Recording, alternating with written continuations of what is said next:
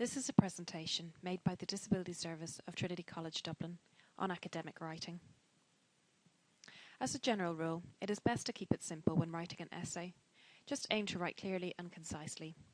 Structure your essay carefully and try to stick to one argument per paragraph and one idea per sentence.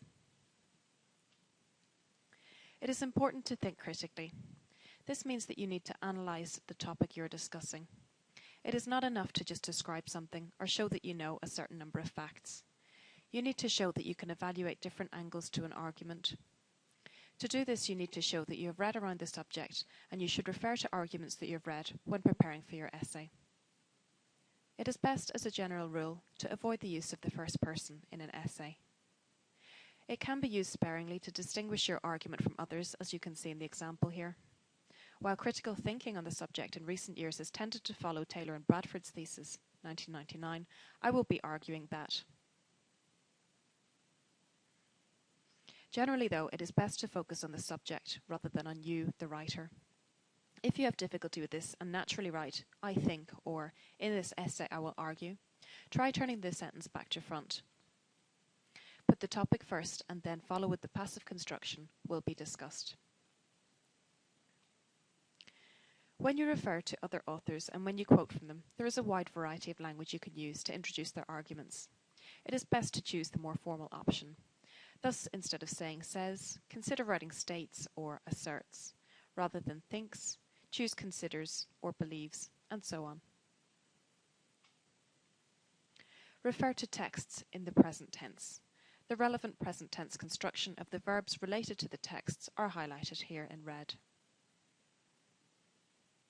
Literary Woman, the Great Writers examines the female tradition of Gothic fiction.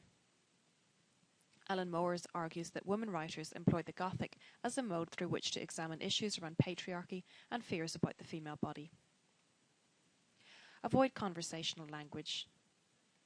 The words on the left-hand column can be replaced with those on the right-hand column for a more academic style.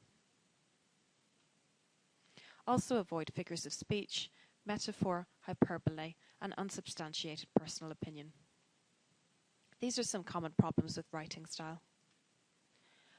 Unsupported sweeping statements and value judgments such as the following should be avoided. Jane Austen was the greatest novelist of all time. Shakespeare's Hamlet is the greatest play that has ever been written. I didn't like the character Fanny Price, so therefore I didn't enjoy reading Mansfield Park. Also avoid statements that make assumptions about the reader or readers of the essay. We feel that Macbeth is manipulated by Lady Macbeth. The reader feels a lot of sympathy for Jane Eyre. We already know that Don Quixote is mad. Avoid unquestioning privileging of modernity. For example, from our perspective, we can see that this character is sexist, or we know that it is wrong too.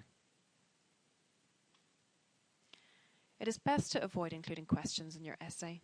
It is acceptable to ask one if you immediately set about answering it, but avoid listing questions and then not answering them until later in your essay. Avoid contractions and abbreviations. When you refer to a century, the number of the century should be written in full. Do not use the apostrophe to contract two words, and write in full is not, should not, could not, for example, rather than isn't, shouldn't, or couldn't. Avoid abbreviations such as i.e., e.g., or etc. And finally, a note on referencing. You must cite your source when you quote directly, paraphrase, or refer to another author's idea, even if you don't discuss it in detail. There are style guides available in the library to help you do this, and there is a podcast on referencing on the academic support web pages.